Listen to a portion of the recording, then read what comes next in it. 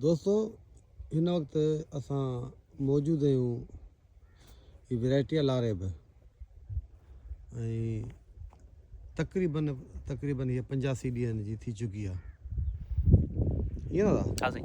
हा 85 ॾींहंनि जी थी चुकी आहे ऐं हाणे जेको आहे सो हिन जा करेक्टर जेके आहिनि टोटल ज़ाहिर थी चुका आहिनि त आऊं मॉनिटर कयो आहे त हिन जे पन जी साइज़ त वॾी थिए थी।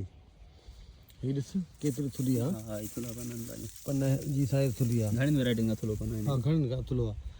मसइलो जेको मेन आहे त गुलाम सिंह गदाम सां इहा हारी आहे हिन जो कफ्तीब आहे पाण त हिन वैरायटी में टिलर कैपेसिटी तमामु घटि आहे। टे माना दाणे वञा 3 ॾार निकिरनि था या वधि में वधि 4 वधीक कोन्हनि 1 2 3 4 इहे पाणू तव्हां ॾिसो न हिनजो त किथां आहे हिन में टिलर कैपेसिटी आहे कोन। नाड़ तमामु थुली अथसि पन वेकिरो अथसि हिन में हिकिड़ो त रती जो ख़तरो हूंदो आहे 85 ॾींहंनि ताणी रती कोन आई आहे छो जो हिकिड़ो स्प्रे असां करे चुका आहियूं। नंबर ॿी ॻाल्हि जेका आहे जेका दावा कनि था जिन दोस्तनि इहा काई आहे त 70 खां प्लस लथी आहे। उनजो कारण हुननि तफ़सीली को वीडियो में कोन ॿुधायो आहे पर आऊं जेको मॉनिटर कयां पियो या डायग्नोस कयां पियो त हिन जी जेको संग आहे त हिन संग जी साइज़ वॾी आहे। हीअ संग में 22 घर 20 खां त सभु मथे आहिनि 21 22 ईअं न। हा साईं। हा 20 खां प्लस आहिनि।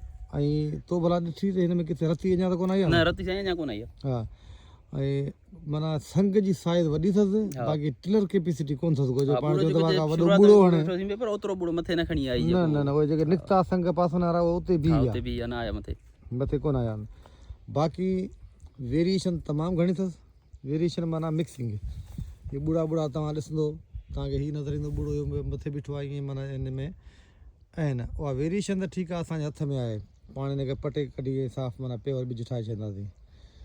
ऐं किरण जो ख़तरो अथसि भला कतई किरण जो ख़तरो हेतिरी वैरायटी न ॾिठी कीअं किरण जो ख़तरो हूंदो नंढड़ी वैरायटी आहे कोन किरंदी। ऐं ॿी ॻाल्हि हीअ आहे त हीअ मैच्योर बि जल्दी थियण वारी कोन्हे को छो जो हिन सां गॾु E107 कयल आहे त उहा मुकमिल निसिरी चुकी हुई ऐं हीअ हाणे वञी निसिरी आहे यानी 85 ॾींहं थिया आहिनि पोइ सॼी वञी निसिरी आहे अञा कुझु दाणा हिन जा रहिजनि पिया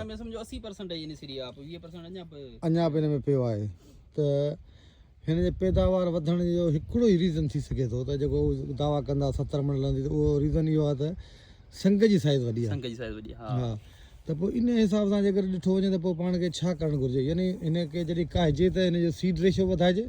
हा पोइ त बिज वधाइजे पंहिंजो 60 किलो एकड़ खे या पंहिंजो हुन हिसाब सां त पाण खे वरी साॻियो वधाइणो पवंदो 80 किलो। हा पोइ त वधीक ॾिजे न जेकर छो जो मधर संग पूरा करणा आहिनि त पोइ बिज वधाइजे जेका पाण सम्झूं पिया त उन हिसाब सां। बाक़ी त भई ॿुड़ो ॿियनि कणकुनि में जीअं आहे ख़ासि तौर ते जेको E107 में आहे TD1 में आहे अब्दुल सत्तार में आहे सभिनी में झाड़ वधीक थिए थी भला ॿियो न 7 6 7 थियनि था हिन में त आहिनि 2 3 हा 4 5 में। अच्छा इहो तोखे ॿुधाई रहां त पाकिस्तान में जेके बि वैरायटियूं आहिनि उनजो जेको स्टैंडर्ड रेट जेको पाण चऊं न उहो 3.5 हूंदो आहे 3.5 4 माना 3 4 जो चई हा एतिरो चइजे त इन हिसाब सां त पोइ ॾिसूं पिया त हिन में बि 3 त आहिनि 3 या कुझु घटि वधीक कोन्हे को। बाक़ी संग माशाल्लाह जेको आहे हिनजो जेको आहे तमामु वॾो आहे ऐं हिन ते त कमु करण जी ज़रूरत आहे ब्रीडरी कंदा पाण खां कोन थींदो कमु। ॿियो त हिन में कुझु अहिड़ा पोज़ीशन बि थी आहे जो कुझु ॿूटा सुकिया आहिनि। ठीकु आहे। अच्छा हीअ पन पट वाला हिन में ॾिसूं रस्ट आहे या न आहे हिनखे चेक कर। हाणे फिको थियो आहे हिनखे ॾिस लहे थी हथ ते लहे थी या नथी लहे न साईं हीअ हुजे हा त हीअं कर हिनखे हला न हिनखे हथ सां त हिन में हथ ते फिको थी वञे थी आहे रस्ट कोन थो न या न रस्ट कोन्हे साईं हीअ आहे जेको सुस्त तेलो लॻो पियो न कारो मेलो इन जो खाधल आहे पन रस्ट कोन अथसि का। हा त रस्ट वग़ैरह कोन लॻी आहे। बाक़ी हीअ कणिक छा में खणबी यानी रसे में त कोन खजंदी। हा खणणी पालन में पवंदी ऐं लाभारो शायदि रेपर ते न थिए हिनजो हथ ते करिणो पवंदो जीअं सथरी सुठी ठहे त खणण में सवली थिए विञाइजे करे।